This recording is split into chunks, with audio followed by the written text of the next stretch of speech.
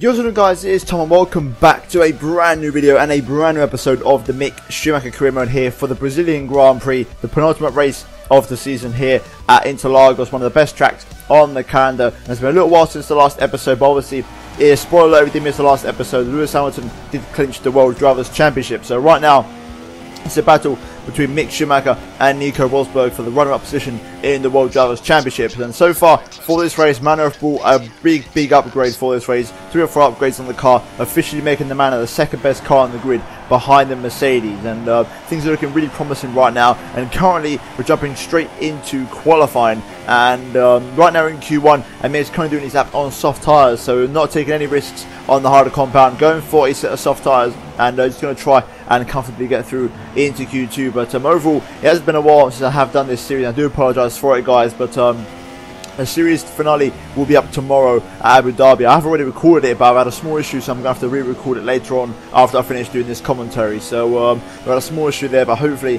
that will be the end of the problems and the end of the series, and we can then move on to pastures new with a brand new series at the weekend, which you guys will probably know what it is. But overall, focusing back on this now, and as you can see, we're currently towards the end of Mick's lap here at Interlagos, and it's not too bad so far. And as you can see, he's going to open up DRS. He's a little bit off the pace from Lewis Hamilton, but he's going to come across the line and get himself in P10, so not too bad there. However, this is where the mistake comes in place. I basically started going on my phone and didn't pay attention to the screen, so I simmed until the end of the session, and then I saw the results, I sort of looked, but I didn't really pay attention, and I just pressed X to advance, and then I realised Mick was knocked out in P17 in Q1, so a really poor effort in Q1, and not doing my job properly, so that's going to set us up for a tasty little race. But overall, a really silly mistake on my behalf, and I do apologise for it, but that's going to basically mean Mick's going to start the race at Interlagos on P17 on the grid, so a very disappointing one there, but overall, still we can try and do something in the race and try and recover, hopefully. So without further ado, let's jump straight into the race.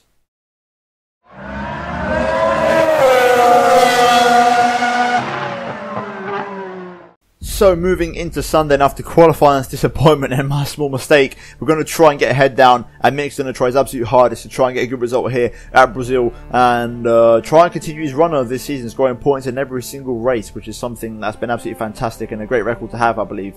And overall, let's see if we can try and continue that good form. So as you can see, we're here at race day. It's Interlagos. It's the Brazilian Grand Prix, one of the best tracks on the calendar, undoubtedly. Personally, one of my favourites. A timeless track. Such a great flow, unique for the way it is. Obviously, it's great sections, also the great fans, and it's going to promise to be a very exciting yet challenging race. Obviously, let's not forget the Manor, second best car on the grid, but it's not really a proper second best car because it still has its downfalls, flaws, and there's still a Manor technically underneath, like coded in. So it's going to be an interesting race. Bit of a challenge, but I think Mick's up for it, and it's going to be a very interesting one nonetheless. And obviously, like I said before, the battle is with Nico Rosberg. 6 points difference, I believe, and we're going to see if we can try and recover that gap now going into the final race of the season. So here we go then.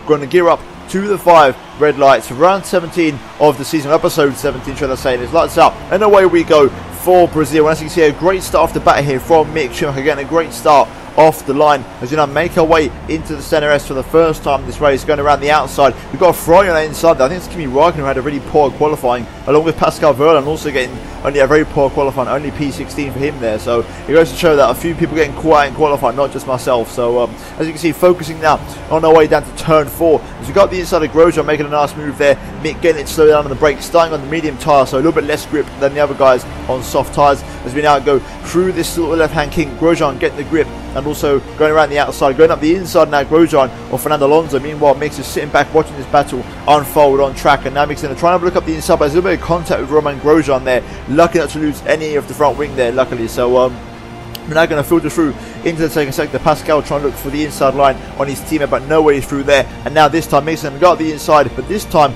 once again getting blocked up the inside by Grosjean. So Grosjean doing a good job of covering the inside line, not allowing Mick to get past him there. So as you can see now, going through the next corner, a little bit of contact there, just tapping the front wing. Once again, lucky not to lose the front wing. So it's looking very tense now at the end of this first lap, but so far so good for Mick Schumacher on these medium tyres, and he's picking up a toe on Romain Grosjean down the pit straight. Huge amount of straight line speed here in the Manor car as you make our way into the centre. As once again a double overtake on the car's possibility, goes up the inside of Alonso, and we've got both Jaguars up front battling side by side through turn 2, and it's going to be a very close, but Mick just about goes around the outside, or tries to at least, but there's no way through. There's still two Jaguars still hammer and tongs going at it, nothing can separate him. Meanwhile, Mick's going to get a great run out the exit of the corner, uses straight line speed in the Manor car to go up the inside of the Paraffin, but Sainz is not done yet as he tries to go around the outside on the soft tyres and making it work there because of the extra grip, and still going side by side with Mick Schumacher up the hill into turn 6. Can he pull it off up the inside? Yes, he does.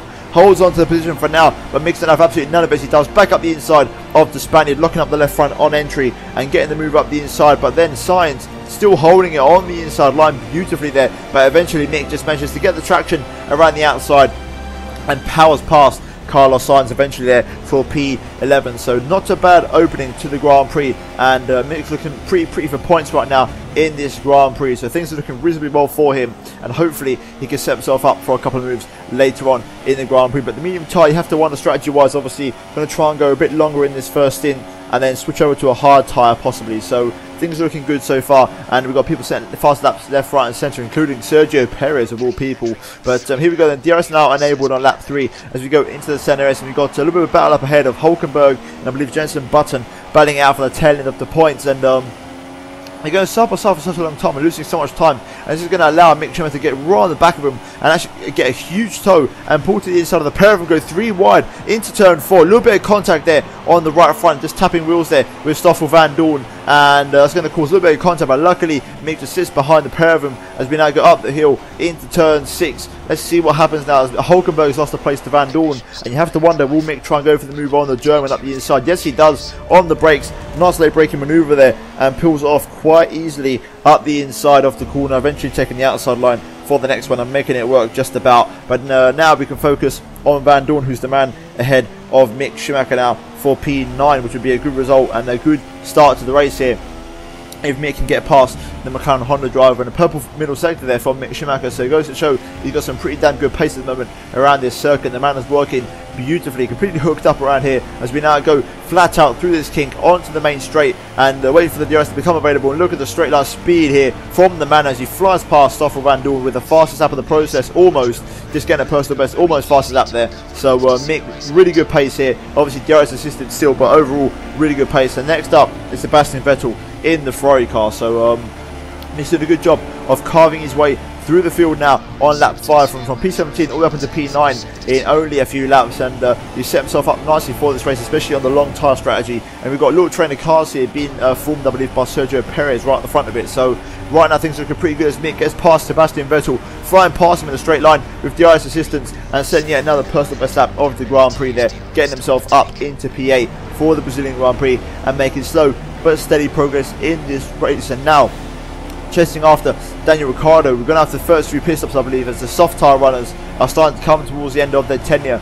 on them tyres, and that's going to promote Mick Schumacher quite a fair few positions up the grid, setting another personal best lap of the race in the process. And now Mick is up to 3rd place, just behind Max Verstappen, and once again on the very next lap Lewis Hamilton leading up front, I believe, and now Max Verstappen, both of them would end up pitting, coming in for their first stops of the race. That's going to promote Mick Schumacher into the lead of the race here into Lagos and setting another personal best lap of the race in the process. So right now, Mick's doing a really good job so far this race of making the medium tyre work and get himself right back in the mix here for possibly a top 5 finish or maybe even a podium if he keeps his pace up on these tyres and also the strategy pays off. But talking about pace and also tyres, at the end of this particular lap now, Mick is going to come in for his first stop of the race. The tyres were getting a little bit worn and the pace is sort of just drifting away a little bit, so to try and keep that high tempo going all the time, Mick decided to come into the pit lane, and then Tim are going to try and receive him, and he's going to switch over to a set of the orange wall hard compound tyres and try and go nice and long on those tyres, and then eventually around 7 or 8 laps before the race try and switch over to a soft tyre and do a last bit of damage in them last few laps and try and just go for a kamikaze one. But overall, it's looking really positive for Mick Schumacher right now. It's going to be a bit of a stretch to take to the end of the race, hence why the extra pit stop is going to be needed, and the team have run the numbers, and it's going to be impossible to do a one stop around here with the Manor car, which seems to eat its tyres up a little bit more than other cars on the grid. But as you can see, Mick's going to rejoin in P6, a quite comfortable position, and already that's a really good place to be in. And a couple laps later, he gets promoted up into P4 because a few people came into the pit lane. And once again on lap 14 now, a few more people are in the pits, and it's actually going to promote Mick Schumacher into a net P2 for the Brazilian Grand Prix. unbelievable stuff. I don't know what's gone on there in the few laps. I don't know what happened in the first stint. I don't know how good Mick Schumacher's pace was, but he is now in a net P2, and now he's in first place. Not net first because Lewis has just done a pit stop, but basically he's in a net P2. Lewis has come in for a set of hard tyres and is going to the end of the Grand Prix. Meanwhile, Mick is behind now. Marcus Ericsson on lap 27, first lap of the race, and he's right behind the Sauber driver into turn 1, but Ericsson just putting his car on the apex there, costing Mick Schumacher a little bit of time. And then the very next lap now, this time Mick encounters Esteban Ocon, and the exact same thing again. Ocon putting it right on the apex, this time even worse than Marcus Ericsson, and costing Mick Schumacher valuable time. And that's not going to make Mick very happy as we go through turn 3. And now Ocon is going to open up DRS and actually go for the re-overtake on Mick Schumacher, even though it's a lap car, and cost him even more time as he tries to go up the inside of Mick Schumacher at turn 4. I mean, what the hell are we doing here to quote Sebastian Vettel? But Mick is losing valuable time in the lead of the Grand Prix here, and at the end of lap 29 he's going to come in for his final stop of the race onto soft tyres, which is what I said he would do. And he's going to try and go really hard in his final stint and try and push as much as he can. Lewis Hamilton's going to be crossing the line any second now, so the race win is pretty much out of the question unless Mick has some incredible pace. But he's going to come to his pit box, he's marked, switch over to his set of yellow soft tyres and try and go to the end of the race and try and do some damage. But the final stint promises to be quite an interesting one, mainly just because it's going to be time trial / qualifying lap, but there probably shouldn't be much overtaking because Mick's going to rejoin hopefully in P2 in some clean air, unless anyone has a problem with it. There's Nico Rosberg going through turn 3, but I think he's just a little bit too far back to get alongside and make a move on Mick Schumacher. Or actually, never mind, because I think he might actually make a move here. Rosberg, who's Mick's rival in the championship, has actually gone around the outside on the hard tyres and made it work. A little bit of contact as well, and Rosberg's taking P2. So right now we've got a little bit of battle on our hands on lap 30, and Mick's going to have to try and battle past Nico Rosberg to retake P2 in the race, because that's going to mean valuable points for the championship. And Mick tries to have a look up the inside of the hairpin, but there's no way through there past the German driver, his German compatriot, and Rosberg holding it quite nicely on the inside line. But this time Mick has a good bit of traction on the exit of the corner, tries to go around the outside of Nico Rosberg. Can he pull it off, pick up the traction on the exit, and he makes the move work, and this time he's up in the second place, and the benefit of fresh soft tyres really paying off there, along with some rich mix enabled, and that's going to be some really simple move from Mick Schumacher there. Now on lap 31 onto lap 32, Mick's encountering more traffic. This time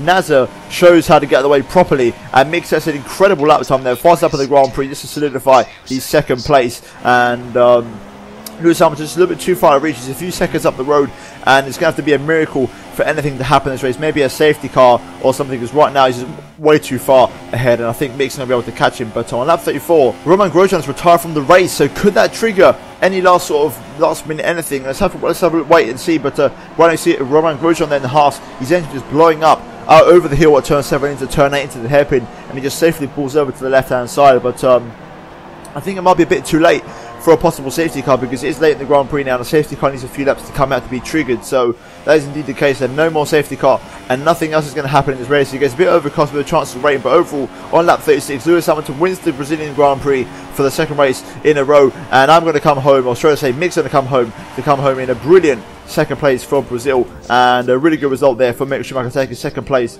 in Brazil. And once again, another podium finish and an incredible turnaround from P17 on the grid, which was absolutely incredible. But overall, a great race here at Brazil, and Mercedes 1-3. I think they'll be pretty happy with that one, but crucially for the championship, it means that Rosberg obviously not getting the most points that he could have had, and Mick somehow, even though he started P17 on the grid, trumped Rosberg. I still can't believe how he's done it, because that first and second stint, I don't know what went on there, especially the first one. Mick's pace and also the AI, I don't know what they were doing, but Mick gained so much time on everybody, and he made a ridiculous overcut, just staying out on their medium tyres for a long time, as I apologise for that motorbike going by outside my house. But as you can see, looking at the final race results, Lewis Hamilton wins at Brazil, one of the tracks that he's always wanted to win at, and Mick comes home in P2 behind Hamilton, who's been absolutely unstoppable. And even though he's won the World Championship, he's still not resting, he's still going hard and still winning races, so fair play to him. But Rosberg comes home in P3 there, so as you can see, that confirms that obviously now we move on to the Drivers' Championship.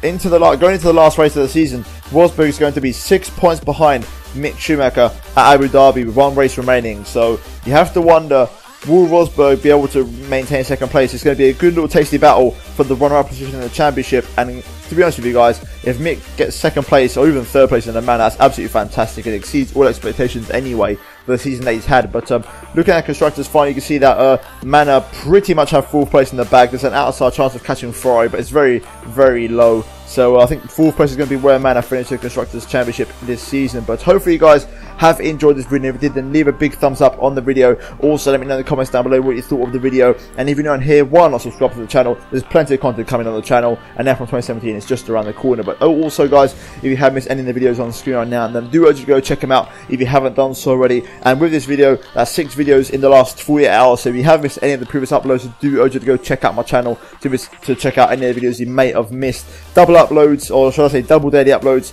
for the foreseeable future on the channel until F1 2017 comes out. So loads of content on this channel, so do stay tuned in for plenty of F1 content. But I hope you guys have enjoyed this video, and I thank you so much for watching, and I'll see you in my next video very soon. Goodbye.